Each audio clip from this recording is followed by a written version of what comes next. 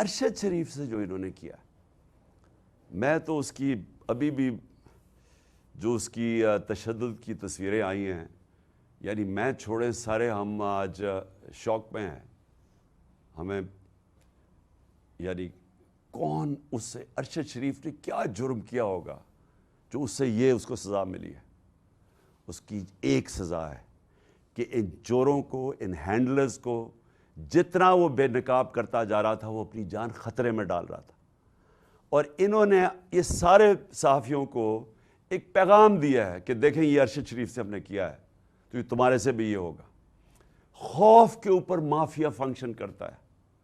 جو مافیاز ہیں یہ خوف پھیلا کے، یہ لوگوں کو غلام بنا کے، خوف کے بت کے سامنے جھکا کے یہ لوگوں کے اوپر حکومت کرتے ہیں.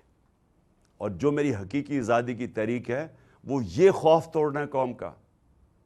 یہ سوچا انہوں نے یہ تھا کہ جو گولیاں لگ گئی ہیں میں بچ گیا ہوں تو اب میں ڈر جاؤں گا کہ میں شاید پیچھے ہٹ جاؤں. انہوں نے یہ سوچا تھا اعظم سواتی سے جو انہوں نے کیا کہ اعظم سواتی کو پہلے انہوں نے جو اس سے تشدد کیا ننگا کر کے، انہوں نے کہا وہ 75 سال کا آدمی ہے، شرم میں چپ کر کے بیٹھ جائے گا گھر میں. وہ نہیں بیٹھا. پھر یعنی کسی دنیا کے ملک میں غلاظت کی یہ انتہا نہیں دیکھی کہ اس کی ویڈیو دے دی، اس کی بیوی کو پہنچا دی، ان میاں بیوی کی ویڈیو. میں نے میں مغربی معاشرہ اندر سے جانتا ہوں، وہاں کوئی تصور نہیں کر سکتا اس چیز کا. اور اعظم سواتی کو انہوں نے کہا کہ اب تو وہ شرم سے چپ کر کے بیٹھ جائے گا. میں سلام کرتا ہوں اعظم سواتی کو کہ وہ کھڑا ہو گیا. اور وہ اس لیے کھڑا ہوا ہے کہ وہ اوروں کو بچانا چاہتا ہے، وہ قوم کو بچانا چاہتا ہے کہ یہ جس طرح کا ظلم ہو رہا ہے، یہ جو چور اور ڈاکو اور یہ قاتل اور ان کے ہینڈلرز، وہ کھڑا ہو گیا سامنے. اور آج قوم اس کے ساتھ کھڑی ہے، اعظم سواتی کے ساتھ. اور اس قوم نے اب کھڑے ہو جانا ہے. اور جو آج کمالیہ میں بھی لوگ اور گجرات میں سب کو آپ کو کہنا چاہتا ہوں کہ دیکھیں بھیڑ بکریوں کی طرح اگر ہم رہیں گے اللہ ایسے ہی رکھے گا.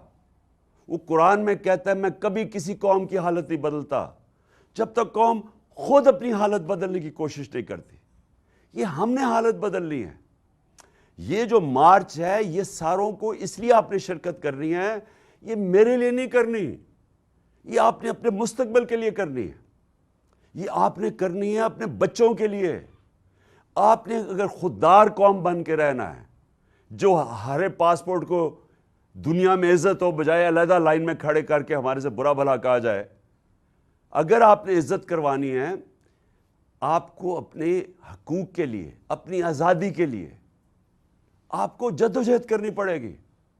اور میں تو قوم کا مشکور ہوں کہ جس طرح قوم نکلی ہے اور جس طرح ہر قسم کی جو انہوں نے دھمکیوں کے بغیر قوم نکلتی آئی ہے، میں پہلے تو آپ کا شکریہ ادا کرتا ہوں سب کا. لیکن میں پھر سے آپ کو کہنا چاہتا ہوں کہ دیکھیں قوم کے پاس کبھی کبھی موقع آتا ہے کہ وہ اپنی تقدیر بدل سکے.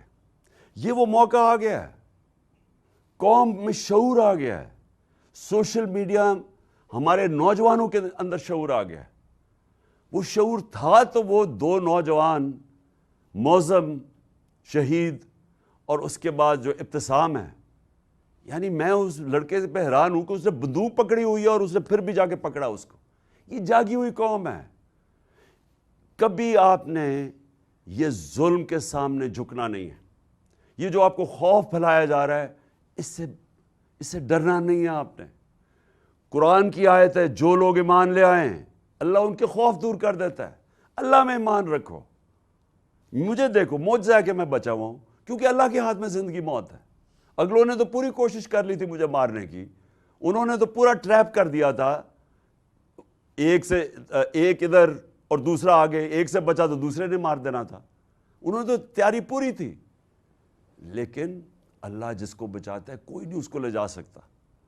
اور اللہ نے، میں یہ سمجھتا ہوں، میرا یہ ایمان ہے کہ بچایا اس لیے ہے کہ اسے پتہ ہے کہ میری ایک مشن ہے اس ملک میں قانون کی حکمرانی قائم کرنے کے لیے. تحریک انصاف کی تحریک، میرا یہ ایمان ہے کہ اس نے مجھے اس مشن کے اوپر پورا لے کے جانا ہے اور ان کا مافیاز کا مقابلہ کرنا ہے.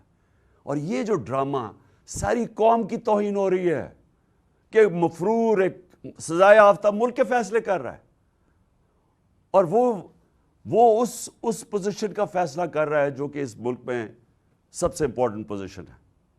اس لیے آپ سب کو میں پھر آج آپ کا شکریہ ادا بھی کرتا ہوں. آپ جس تعداد میں نکلے اور انشاءاللہ سب نے تیاری کرنی ہے. پنڈی میں آپ سب سے ملاقات کروں گا اور اس کے بعد پھر آگے ہم بڑھیں گے. پاکستان زندہ باد.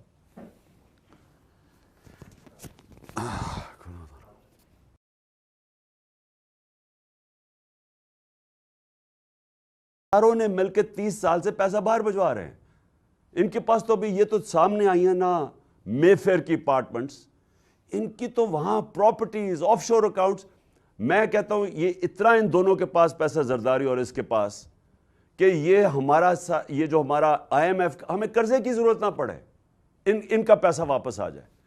تو ان کی پہلے تو وہ نقصان کیا, اب دوسرا نقصان کہ اب اس پیسے کو بچانے کے لیے انہوں نے اس ملک کے اندر اداروں کو کنٹرول کرنا ہوتا ہے. اداروں کا کنٹرول کا مطلب اداروں کو تباہ کر رہا ہے. اب شہباز شریف نے کیا کیا؟ FIA کے اندر یہ پکڑا گیا, 16 ارب کی چوری تھی. آتے ساتھ ہی اس نے جو FIA میں کیا ہے کہ پہلے گواہ مار گئے سارے ہارٹ اٹیک سے, پھر وہ ڈاکٹر رضوان مار گیا. اب مجھے بتائیں کہ FIA کس طاقتور کے خلاف کھڑی ہوگی؟ تو یہ نہیں کہ یہ شہباز شریف بچ گیا ہے, یہ باقی بھی سارے بچ جائیں گے. جو بڑا طاقتور ڈاکو ہے, کیونکہ انہوں نے اس کو کمزور کر دیا ادارے کو. اب کوئی بھی FIA میں صرف FIA کا کام ہوگا کہ عمران خان کے اوپر یا مخالفین کے اوپر کوئی کیسز کرو, یا کوئی ان کو تنگ کرو, یا جنہوں نے PTI کو پیسے دیتے تھے ان کو تنگ کرو. ان کا بس یہ کام رہ جائے گا. اس ملک میں جو وائٹ کالر کرائم ہے, جو طاقتور ہے, اس کو یہ نہیں پکڑ سکتے کیونکہ انہوں نے خود ہی کمزور کر دیا. اسی طرح پولیس کے علاوہ اسی طرح نیب ہے. نیب کے اوپر بھی اپنا آدمی بٹھا دیا. وہ اس لیے نہیں کہ وہ ملک کی بہتری کے لیے, وہ ان کے کیسے کیسز ختم ہو سکتے ہیں. اب جو ان کے کیسز ختم کرے گا, اور جو انہوں نے اسمبلی میں بیٹھ کے نیب کے قانون چینج کیے ہیں, اس کا مطلب کہ آج جو بھی بڑا ڈاکو ہے وہ بچ جائے گا. وائٹ کالر کرائم جو کرنا چاہتا ہے پاکستان میں, کیونکہ زیادہ پیسہ نقصان کیا کر رہا ہے پاکستان کو؟ چوری تو ہر دنیا میں ہوتی ہے, لیکن جب طاقتور چوری کرتا ہے, جب پرائم منسٹر چوری کرتے ہیں, اور وہ بڑی چوری ہوتی ہے, اور وہ پھر ان کو مجبوراً ملک سے باہر پیسہ بھیجنا پڑتا ہے, تو پیسہ باہر بھیج دیا. جب پیسہ باہر بھیجتے ہیں, میں بار بار کہہ رہا ہوں کہ ہم کیوں IMF کے پاس چلے جاتے ہیں؟ ڈالر کم ہو جاتے ہیں, تو یہ ڈالر خرید, بیرون ملک پاکستانی بیچارے محنت کر کے ڈالر پاکستان بھیجتے ہیں, اور یہ چور یہاں سے ڈالر باہر بھیج دیتے ہیں. اور یہ سارے ادارے جو ان کو روک سکتے ہیں, ان ساروں کو تباہ کر دیتے ہیں اپنی چوری بچانے کے لیے. اسی لیے یہ پاکستان نہیں, یہ سارے غریب ملکوں کی داستان ہے. ہر غریب ملک میں آج یہی ڈرامہ ہو رہا ہے. ادھر بھی یہ بیٹھے ہوئے شریف اور زرداری جو چوری کر کے پیسہ باہر, ادارے کمزور کرو تاکہ کوئی پکڑ نہ سکے. جب ان کو نہ پکڑ سکے, باقی چوروں کو بھی نہیں پکڑتا, ملک تباہ ہو جاتا ہے, ملک مقروض ہو جاتا ہے.